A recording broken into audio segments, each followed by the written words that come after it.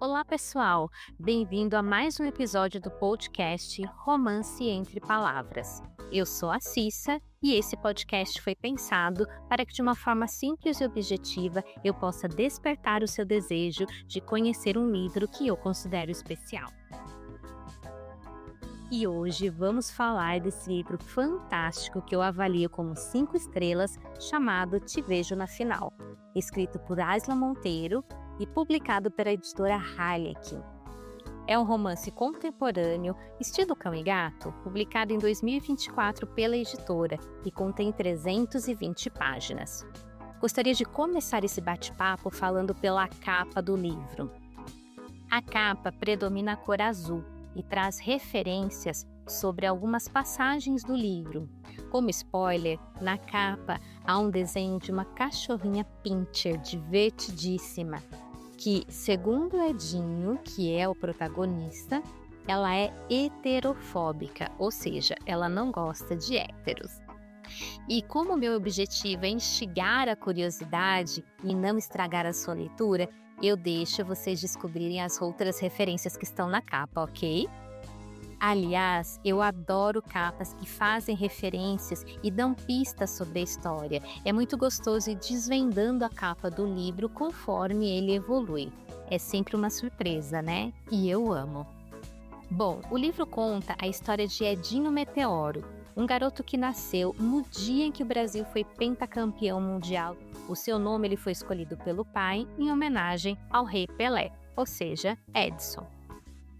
Edinho sempre foi supersticioso e na Copa de 2014, com o fatídico 7-1 no jogo da Alemanha, o Edinho adquire um trauma vindo dessa superstição.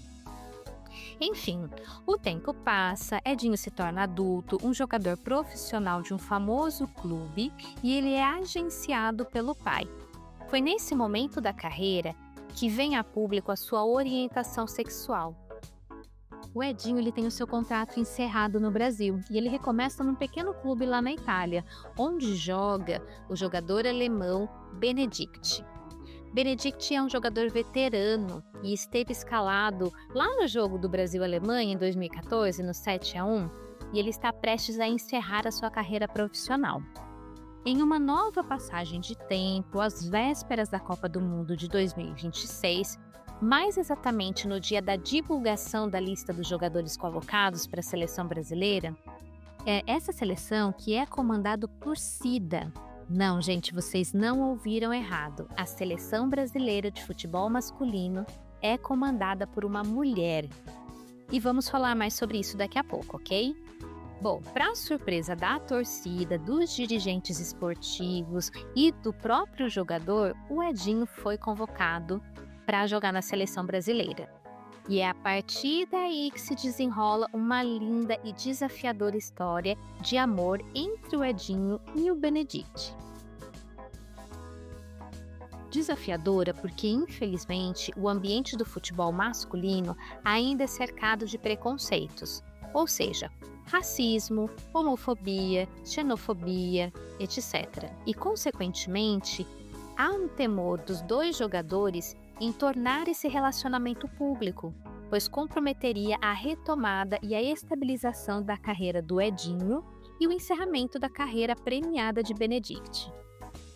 O livro fala sobre autoconhecimento, pois após a convocação para a seleção, o Edinho ele sofre muito preconceito por parte da torcida, da CBF, de patrocinadores, mas a cada sabotagem e portas fechadas, o Edinho se reinventa.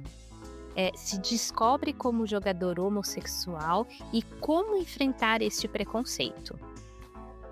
Já para falar sobre o Benedict, eu preciso dar um spoiler.